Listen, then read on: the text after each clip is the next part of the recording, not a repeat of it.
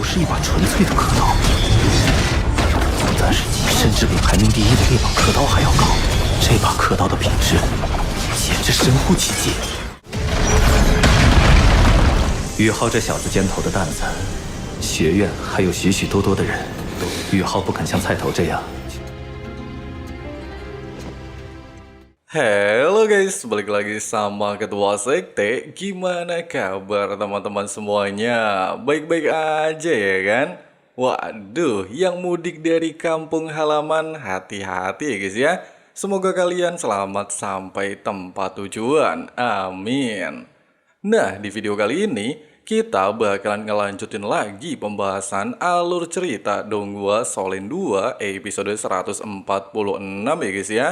Tapi sebelum masuk ke dalam alur ceritanya, kita rekap sedikit aja episode sebelumnya.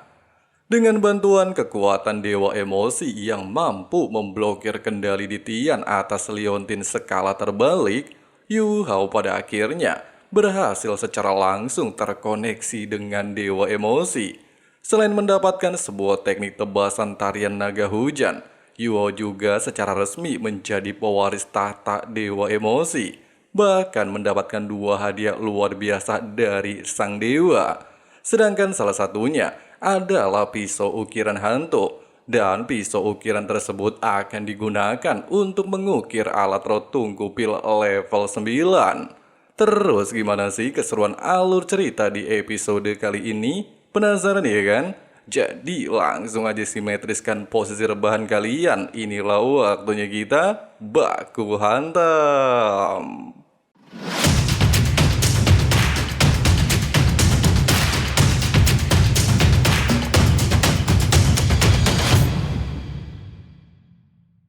Di sisi lain, Guru Xuan Ziwen terlihat menghampiri He Chaito yang saat ini sedang merakit sebuah alat roh. Dia juga beranggapan selain Yu Hao, He Chaito juga memiliki bakat luar biasa dalam hal membuat alat roh, serta memiliki masa depan tak terbatas.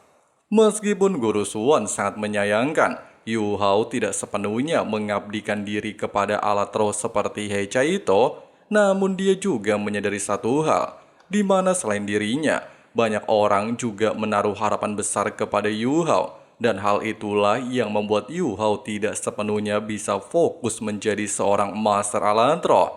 Pasalnya dia memikul harapan sangat besar. Hanya saja mengingat Yu Hao memiliki bakat menjadi seorang master alat roh level 10 di masa depan, Guru Xuan jelas tidak ingin menyia-nyiakan hal tersebut.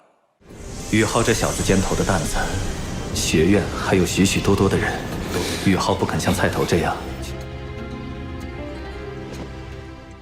Sementara itu, sebelum memulai menggunakan pisau ukiran hantu, Yu Hao kembali mengingat perkataan Rong Nianbing, di mana teknik tarian naga hujan merupakan teknik ukiran tingkat atas dari dunianya, dan telah dia sempurnakan setelah menjadi dewa. Bahkan jika Yu Hao bisa menguasainya, maka Yu Hao juga akan bisa menguasai lebih banyak teknik di masa depan. Terlebih lagi jika teknik tarian naga hujan dikombinasikan dengan pisau ukiran hantu, maka akan mampu menghasilkan kekuatan tak terbatas. Mengingat ucapan tersebut dan mencoba mempraktekannya, Yu Hao benar-benar mampu mengukir logam merah yang katanya memiliki kekuatan luar biasa hebat.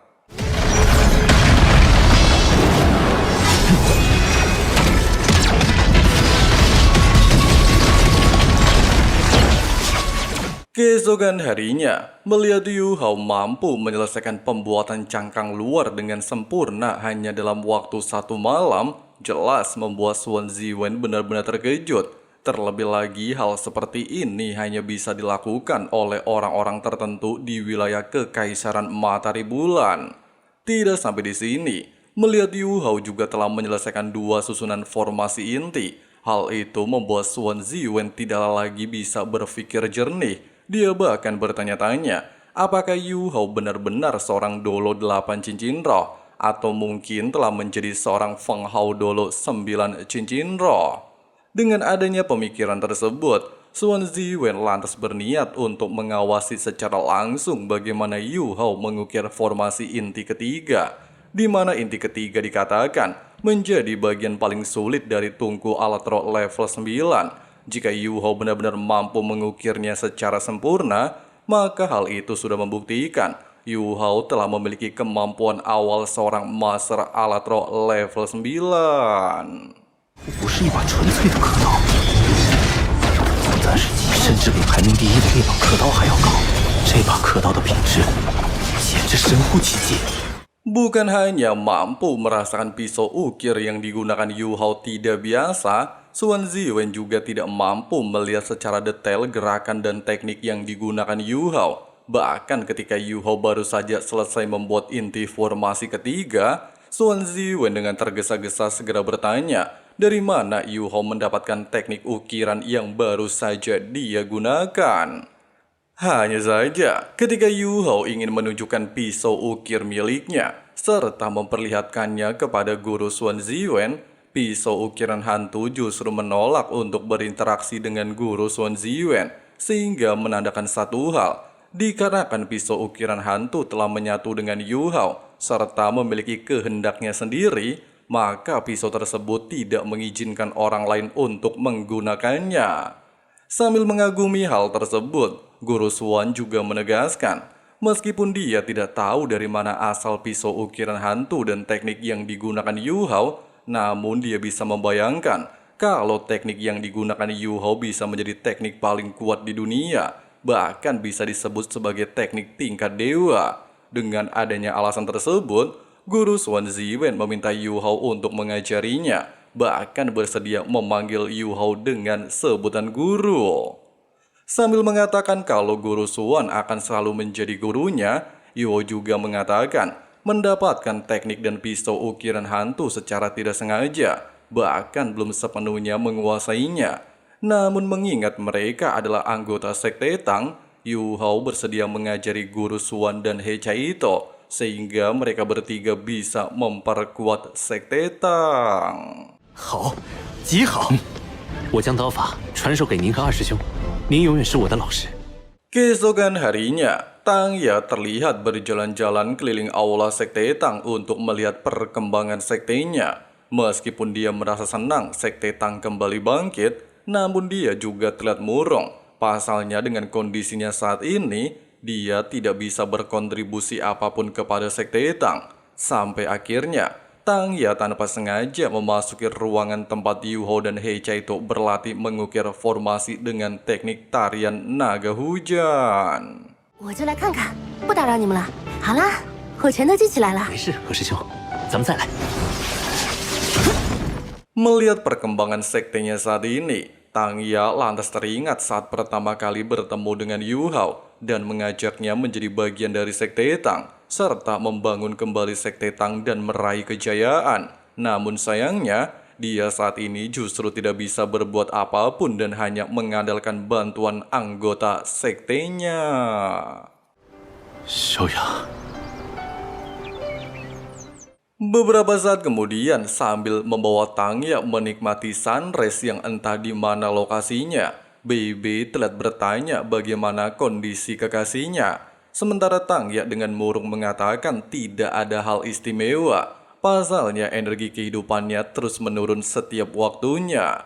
Ucapan barusan juga membuat Baby menjadi murung. Pasalnya setelah melakukan sayembara dengan hadiah besar, masih saja belum ada kabar tentang keberadaan Kaisar Biru Perak. Namun tidak menyerah, Baby berjanji akan pergi dan mencari Kaisar Biru Perak dengan sepenuh tenaganya, serta tidak membiarkan hal buruk terjadi kepadanya.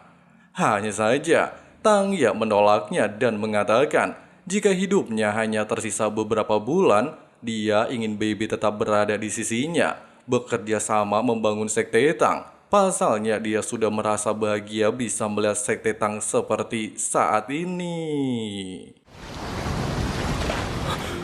小雅，小雅， Setibanya di Sekte Tang dan Yu Hao melakukan pemeriksaan, dia mampu merasakan vitalitas Tang Ya sangat lemah, bahkan detak jantungnya menurun sangat drastis.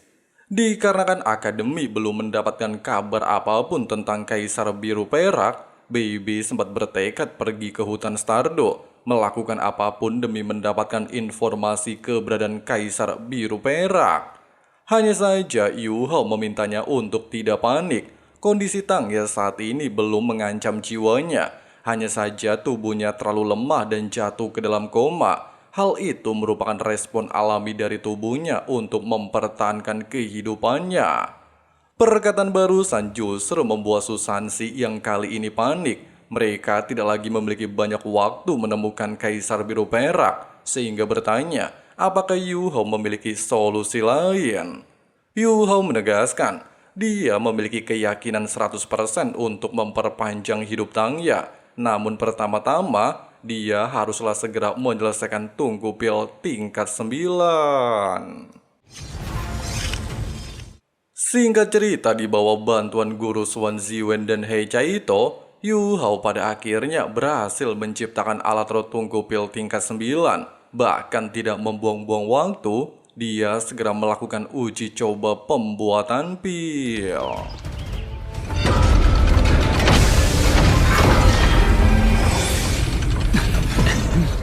Meskipun sering menemui kegagalan dalam uji coba membuat pil, Yu Hao dan guru Swan Ziwen tidaklah menyerah. Mereka terus mencari kelemahan dan kesalahan untuk mendapatkan hasil maksimal, sehingga proses pembuatan nantinya tidak lagi menemui kegagalan.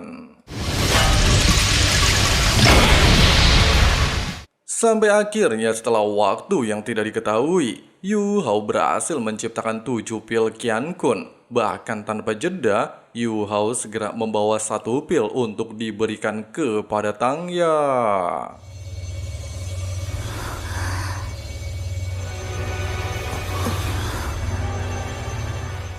Hanya mencium aroma pil saja, kondisi Tangya terlihat mulai membaik dan vitalitasnya kembali bertambah. Namun dikarenakan efek pil Qian Kun terlalu kuat, mereka tidak bisa secara langsung memberikannya kepada Tangya, sehingga Tangya hanya diharuskan menghirup aroma pil selama 3 hari berturut-turut.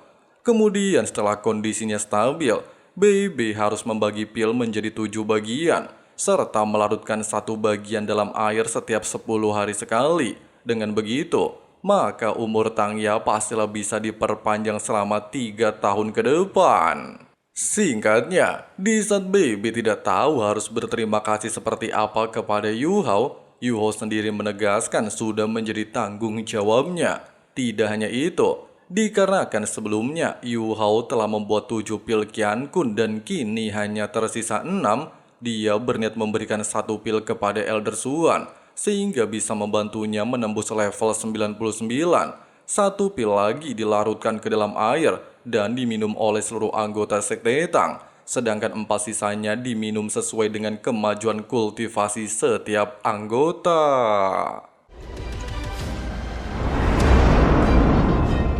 Di sisi lain, Juzi yang sedang hamil mendapatkan informasi tentang situasi medan perang saat ini, di mana Kekaisaran Xinglo telah menstabilkan perbatasan dan diawasi langsung oleh Adipati Dai Hao. Bahkan pasukan mereka yang berada di kerajaan Tianhun telah berhasil dipaksa mundur. Bukannya panik, Juzi justru terlihat santuy dan pengen minum arak. Meski seorang pelayan sudah mengingatkannya, Juzi terlihat tidak memperdulikannya. Dia bahkan merasa penasaran bagaimana dengan kondisi Yu Hao yang telah berpisah lebih dari 6 bulan yang lalu.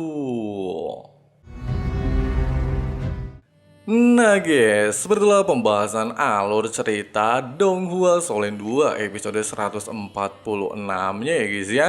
Dimana semua alur cerita di episode kali ini udah mirip banget sama pembahasan spoiler yang udah Mimin sering buatkan. Dan jika teman-teman masih penasaran gimana sih kelanjutannya alias spoiler episode 147, kalian bisa klik link yang udah Mimin pin di kolom komentar ya guys ya. Oke lah guys, makasih banyak banget buat teman-teman yang udah nonton videonya sampai habis. Dan buat teman-teman yang masih dalam perjalanan dari kampung menuju rumah kalian masing-masing, semoga diberi kelancaran dan selamat sampai tempat tujuan ya guys ya. Oke lah, di sini Abang Frank si Ketua Sekte pamit undur diri dulu. See you and bye. Bye. Promise that I've never felt this way. I really hope that you will choose to stay through all the pain. I know you told your friend you're not okay, and tell me what's wrong and why you never said you felt that way. Guess you're trying to stay strong and fake a smile until I look away. But I've known you too long, it hurts to watch your blue eyes fade to gray as you fade away.